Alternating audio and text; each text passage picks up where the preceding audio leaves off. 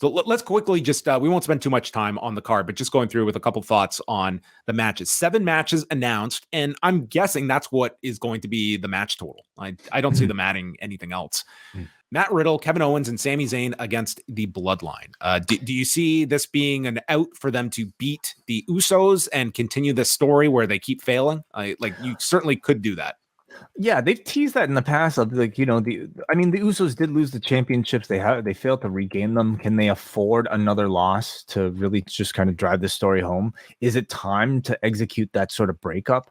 I think the drama is Roman coming back on Friday, and it would make more sense that there's this loss, and how is Roman going to respond on Friday? Yeah, story would tell you that, they're probably going to lose and have Roman be really pissed off, because what would a win for Zayn and Owens and Riddle necessarily gain them?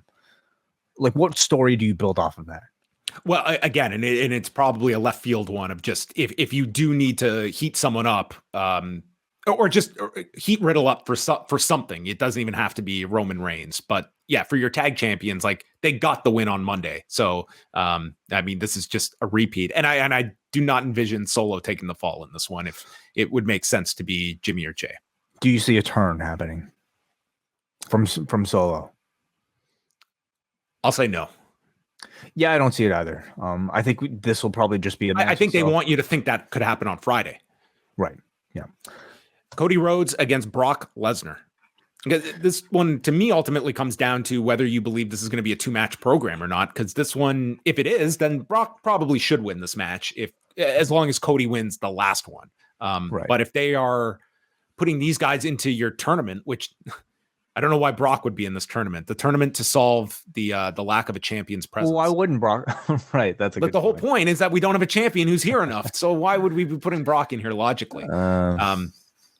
But it kind of makes no sense to not have, I guess he's a free agent. Maybe he won't, if he doesn't commit to a brand, he can't be put into a tournament. Yeah.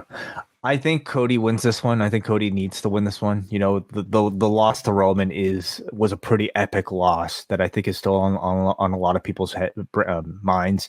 And I think he's in need of a big rehab match. And this might be, just a really well-built rehab match for Cody. Yeah, I don't know if this will be more heated than the street fight, but I think this is going to be the match of the show. I think it's going to Cody and Brock. Yeah, and that's not an easy pick, because Brock is certainly a big question mark, but I have high hopes for this one. I think it's going to be. I think it's going to over deliver. I think the trios match could be really good between the Bloodline and Sami and Owens and Riddle. Yeah. But you're right. I think Brock Lesnar is the perfect type of opponent for Cody Rhodes. He's the type of storyteller that I think can do really well against the Giant, and you don't get a better Giant than Brock Lesnar. So looks for Cody to, get into desperation mode, great selling mode, maybe torn pec mode even.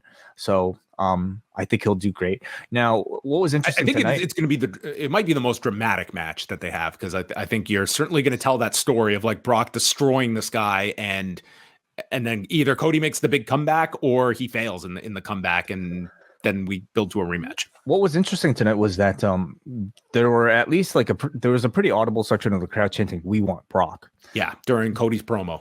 Very audible. Do you think that will play into crowd reactions during the show at all? Can Brock receive a babyface reaction, and how will that affect Cody Rhodes?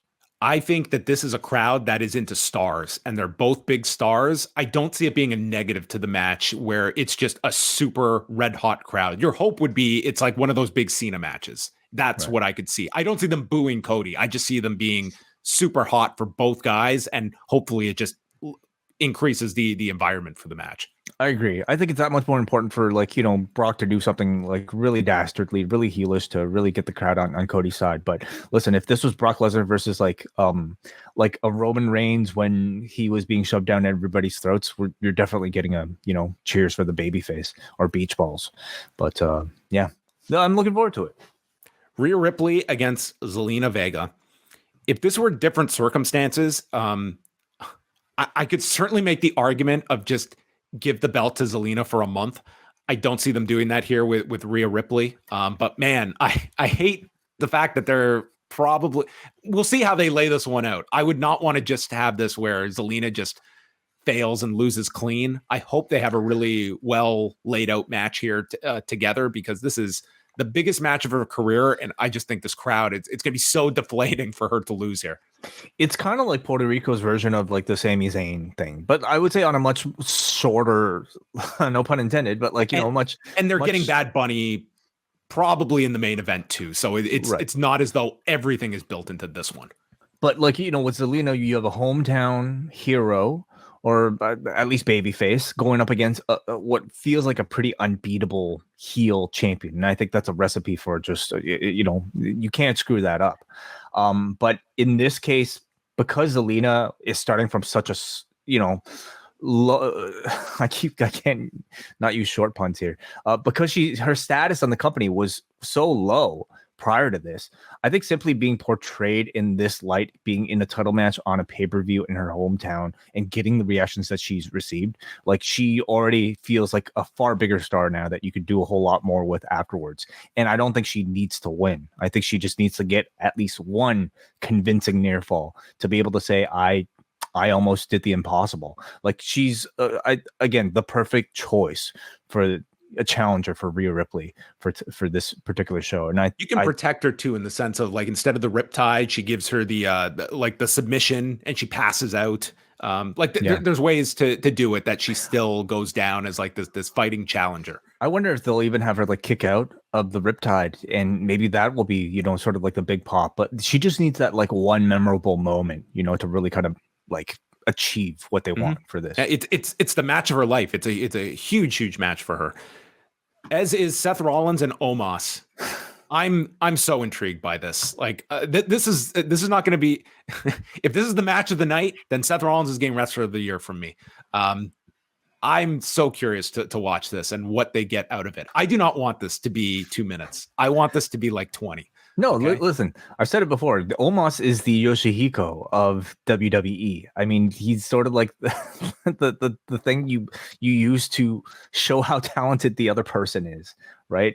And I don't think you find people that are more talented than Seth Rollins. And I'm speaking exaggeratingly, of course. Omos, I think, actually has done a really good job, like just accentuating his own strengths and just playing a giant. And I have pretty high expectations for this, to be something unique, and it's Omos's best chance at having a really great match.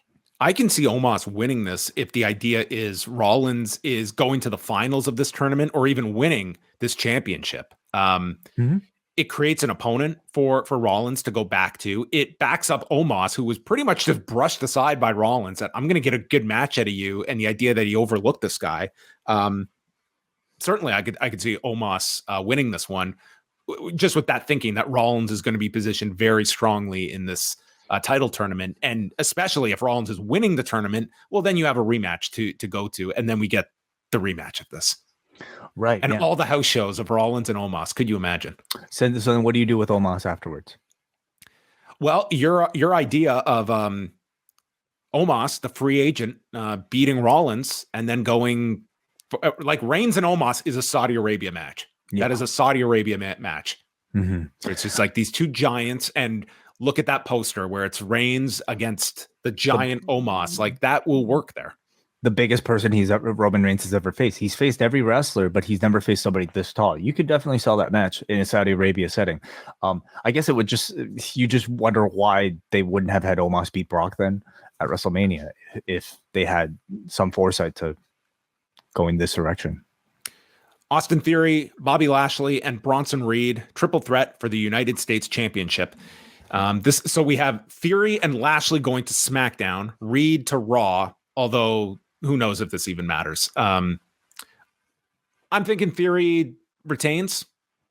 In these sort of like multi-man settings, I mean, it feels more common for, like, especially cowardly heels, like an Austin Theory escaping, right, and letting the two giants beat the shit out of each other while he just comes in and sneaks the pin, right.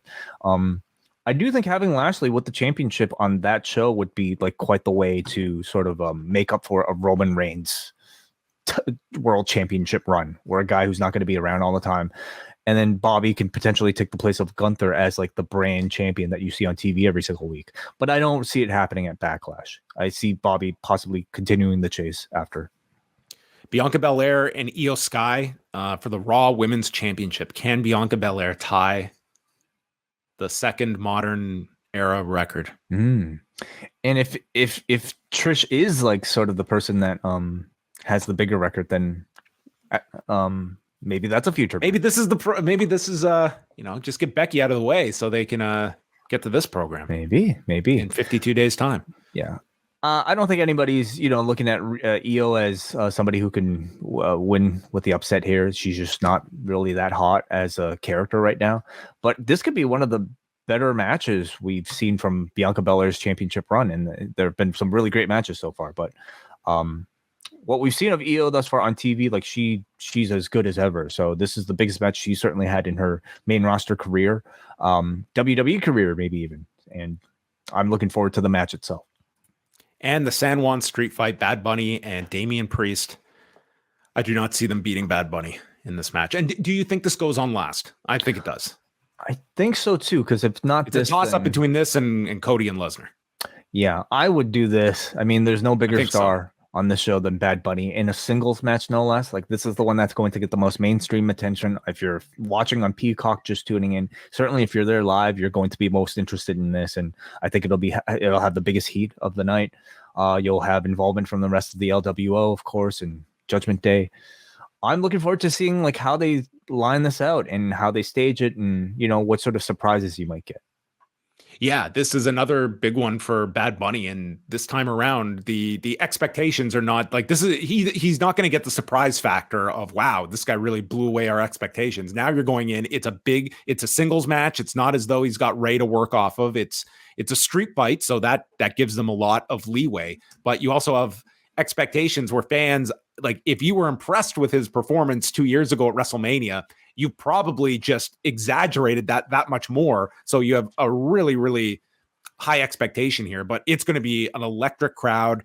And, everyone puts this guy over for the work ethic that he has demonstrated. And I'm sure they're going to have a really well put together match here that ultimately, I think Damian Priest being in this position can eat the loss.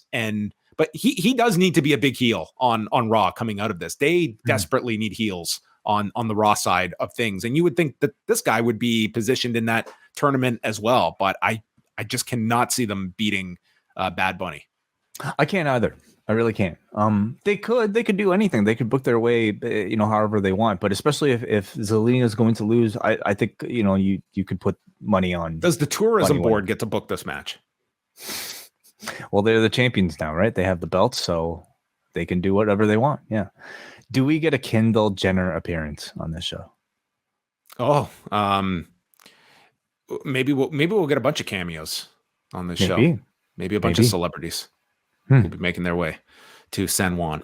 Well, there you go. It's an interesting card. I think that there's it's a good lineup overall. I think we're going to get some very good matches on this show overall, and you're going to get one of the best crowds of the year on top of it. So it feels special for that reason. The fact that it's like in a different part of the world, in front of an audience that is going to be rabid, with a card booked for that audience that I think we can all enjoy as well. So it feels like one of the more significant backlashes they've had ever. We had Bruce Lord here in studio in this very room to chat about the Cruiserweight Classic final from September of 2016. And this is a very well-remembered tournament, and just seeing feedback from people to the show, it seems like this qualifies now as nostalgia.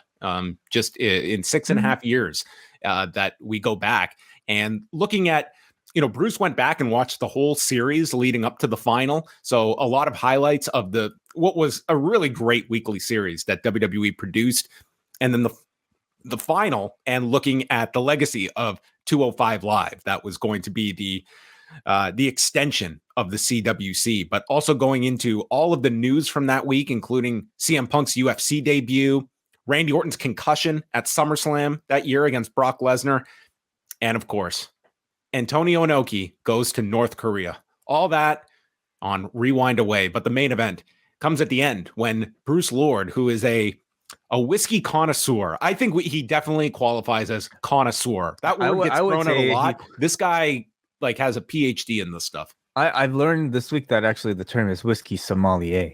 Oh, I'm so sorry. Who was the sommelier? That was Reggie, wasn't it, at one point? Yeah. Yeah. Well, look at that.